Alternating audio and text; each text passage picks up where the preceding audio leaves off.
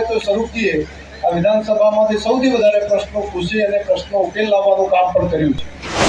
વિપક્ષમાં રહેલા હોય તો અમરતજી હોય તો એ ધારદાર રજૂઆત ત્યાં આગળ આ જિલ્લા માટે કરતા હોય. અમારા ધારાસભ્યો ત્રણેય એવા છે ને કે વિધાનસભાની અંદર આ જિલ્લાના માટે કરીને પ્રશ્નો પૂછવા માટે ત્યાં આગળ વિધાનસભામાં પ્રશ્નોના ઉકેલ આવે માટે વિધાનસભામાં રજૂઆત કરતા હું સાંભળું છું. મનુજીને અભિનંદન આપીશ કે એમણે આ શિક્ષણ માટે 11 લાખ રૂપિયા દાન આપવાની જાહેરાત કરી. અમને નમસ્કાર દર્શકો, સ્વાગત છે તમારું. હું દેવરાજ ઠાકોર આપનું સ્વાગત કરું છું અને આપની હાલત દેવરાજ ઠાકોર ઓફિશિયલ. અને આજે વાત કરવી છે કે બનાસકાંઠા જિલ્લાના ભાભર ખાતે 15મા સમૂહ લગ્નનું આયોજન કરવામાં આવ્યું. ક્ષત્રિય ઠાકોર સમાજ ભાભર દ્વારા સમૂહ લગ્ન યોજાયો અને આ સમૂહ લગ્નમાં 41 યુગલોએ પ્રભુતામાં પગલાં માંડ્યા. તેમજ સમૂહ લગ્ન દરમિયાન ગુજરાત વિધાનસભાના અધ્યક્ષ શંકરભાઈ ચૌધરી, વાવ વિધાનસભાના ધારાસભ્ય સૌરભજી ઠાકોર, કાંકરેજ મત વિસ્તારના ધારાસભ્ય અમૃતજી ઠાકોર, રાધનપુર વિસ્તારના ધારાસભ્ય લવિંગજી ઠાકોર તેમજ ટોટાણાથી મહંત શ્રી દાસબાપુ પણ ત્યાં હાજર રહ્યા અને દાસબાપુએ યુગલોને આશીર્વાદ આપ્યા. ત્યારે તે દરમિયાન શંકરભાઈ ચૌધરીએ, ગુજરાત વિધાનસભાના અધ્યક્ષ શંકરભાઈ ચૌધરીએ સંબોધિત કર્યું. ત્યારે સંબોધન દરમિયાન કહ્યું કે આપણા ધારાસભ્ય સૌરભજી ઠાકોર ભલે નવા હોય પણ તેઓ વિધાનસભામાં તેઓ પ્રશ્ન ઉઠાવે છે, પ્રજા માટે પ્રશ્ન ઉઠાવે છે અને પ્રજાનો પ્રશ્ન ઉઠાવવો એ મહત્વનો નથી, પણ પ્રજા જે પ્રશ્ન ઉઠાવે છે પ્રશ્નનું નિરાકરણ આપવું એ મહત્વનું છે. ત્યારે સૌરભજી ઠાકોર પણ પ્રશ્ન ઉઠાવે છે. તેમજ અમૃતજી ઠાકોર માટે પણ કહ્યું કે અમૃતજી ઠાકોર જિલ્લા માટે હંમેશા જિલ્લા માટે પ્રશ્ન ઉઠાવતા હોય છે અને અમૃતજી ઠાકોરને પણ કામગીરીને વખાણી હતી. ત્યારે શું કહ્યું વિધાનસભાના અધ્યક્ષ શંકરભાઈ ચૌધરીએ, એ આવો જોઈએ આ વિડીયોમાં. આપણા રાધનપુર વિસ્તારના લોકપ્રિય ધારાસભ્ય અને જેમણે હમણાં જ સમાજને ઉપયોગી એવી ઘણી બધી વાતો કરી એવા માન્ય શ્રી લવિંગજીભાઈ ઠાકોર, કાંકરેજ વિધાનસભાના લોકપ્રિય ધારાસભ્ય અને સમાજ માટે શિક્ષણની એમણે માર્ગદર્શન આપ્યું એવા માન્ય શ્રી અમરતજીભાઈ ઠાકોર, એવા જ હમણાં અહીંયા 11 લાખ રૂપિયાની એમની ગ્રાન્ટમાંથી જાહેરાત કરી અને શિક્ષણનું કામ આ સમાજના આગળ થાય એવું કામ કર્યું એવા વાવ વિધાનસભા વિસ્તારના લોકપ્રિય ધારાસભ્ય માન્ય શ્રી સરોજજીભાઈ ઠાકોર. આપણે બધા ભાગશાળી છીએ કે દાસ બાપા પૂજ્ય સદારામ બાપાના વતી અહીંયા એ જગ્યાથી આપણને આશીર્વાદ આપવા માટે અહીંયા પધાર્યા છે. તો એમનો પણ આપણે હૃદયથી ખૂબ ખૂબ આભાર અને ધન્યવાદ માનીએ. બધા સ્ટેજ ઉપર ઉપસ્થિત તમામે તમામ આગેવાનો, વડીલો, બધાના નામ લઈ શકાય એવા છે, તમામે તમામ આગેવાનો. અમારા ધારાસભ્યો ત્રણેય એવા છે ને કે વિધાનસભાની અંદર જિલ્લાના માટે કરીને પ્રશ્નો પૂછવા માટે ત્યાં આગળ વિધાનસભામાં પ્રશ્નોના ઉકેલ આવે માટે મારે અનેક વખત એમને વિધાનસભામાં રજૂઆત કરતા હું સાંભળું છું. વિપક્ષમાં રહેલા હોય તો અમરતજી હોય તો એ ધારદાર રજૂઆત ત્યાં આગળ આ જિલ્લા માટે કરતા હોય.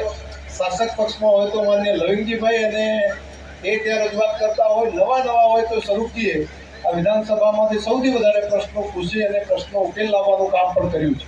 એટલે વિધિવત રીતે હું ત્રણેય માન્ય ધારાસભ્યશ્રીઓને હૃદયથી અભિનંદન આપું છું કે પ્રજા માટે પ્રશ્ન એનો ઉકેલ લાવવા માટે ખાલી પ્રશ્ન પૂછવા એ પૂરતું નથી હોતું, પરંતુ પ્રશ્નની ઉકેલની દિશામાં આગળ કઈ રીતે વધવું.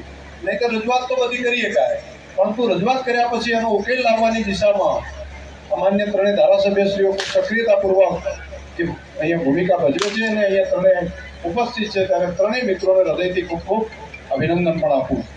જે દીકરા દીકરીઓ પ્રભુતામાં પગલાં માંડ્યા છે આજે, એમને હૃદયથી ખૂબ ખૂબ શુભાશીષ, શુભેચ્છાઓ અને સાથે એમના મા બાપને ધન્યવાદ ને અભિનંદન કે તમે સમાજના આંગણે આવી અને આજે દીકરા દીકરીઓના લગ્ન કરાવ્યા છે. આનાથી મોટું પુણ્ય બીજું ના હોઈ શકે. કેમ કે આ સમાજના આંગણે છે ત્યારે જ માન્ય ધારાસભ્યશ્રીઓએ વાત કરી એ પ્રમાણે આ સ્ટેજ ઉપર આટલા બધા આગેવાનો છે, એ તમને શુભેચ્છા આપવા ઘરે ન આવી શકે એક લગ્ન કર્યો હોત તો, પરંતુ સામૂહિક રીતે સમાજના આંગણે છે ત્યારે તમને બધાને આટલા બધા આશીર્વાદ આપવા માટે પણ આવ્યા છે. તમને જીવનની અંદર ખૂબ સફળતા મળે, સુખ સમૃદ્ધિ મળે એવી હૃદયથી ખૂબ શુભકામનાઓ. અને આજે તંત્રી અમારે માપનું બોલે એટલે તમને અભિનંદન આવું માપનું રાખજો. તમે થોડા કડક પડો છો વધારે તંત્રી, મારે તો કેવું રહે. તમે કામ ખૂબ સરસ કરો છો, તમે શિક્ષણ માટે જીવ બાળીને કામ કરો છો, દીકરીઓ માટે ભણાવવાનું કામ પણ તમે આટલું બધું સરસ આખી ટીમ કરો છો. એમાં કોઈ વાત પેલું નથી પીરાજી, પણ થોડા બોલવામાં થોડા કડક છે, તો એમાં થોડા સુધારો કરજો એવી મારી અપેક્ષા છે. થાય તો કરજો, બાકી હું તો તમને વિનંતી કરું છું, મારી તો ખાસ આગ્રહ કરી વિનંતી છે કે કાંઈક કરો, આવો થોડું સુધારો કરજો ને. હોશિયાર માણસ છે, એમણે યુરોપની વાત કરીને અમે બધી આખી ટીમ પહોંચી ગઈ હતી. એમને કંઈનો કંઈ વિષય પાસપોર્ટ ને વિઝામાં પ્રશ્ન હતો, થોડું 2-4 દિવસ મોડું થયું, તો પછી વાત કરી મને કે સાહેબ તમે યુરોપની ટીમમાં આપણી ટીમ જાય છે બધી ડેરીની, તો હું ક્યારે જીવનમાં યુરોપ જોઈશ, હું ક્યારે આટલા બધા દેશ જોઈશ, તો જર્મની હું ક્યારે જોઈશ, હું બાકીના દેશો ક્યારે, સ્પેન હું ક્યારે જોઈશ. તો મારે તો ઈચ્છા છે, મારે આપવું છે. હવે સરકાર, ત્યાંની સરકાર વિઝા આલે તો અવાય યુરોપની, એટલે પછી પાસપોર્ટમાં પાછા નાના મોટા ડખા તો હોય.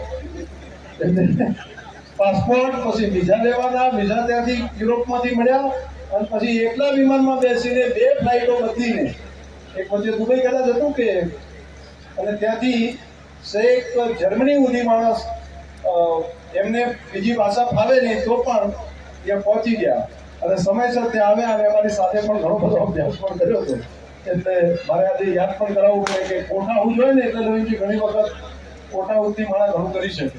તો આવા એક આગેવાન તરીકે છે, અમથુજી કોઠા હાઉસ તો ખૂબ છે, ખાલી બોલવાનું થોડું ધ્યાન રાખે હરખું થઈ જાય.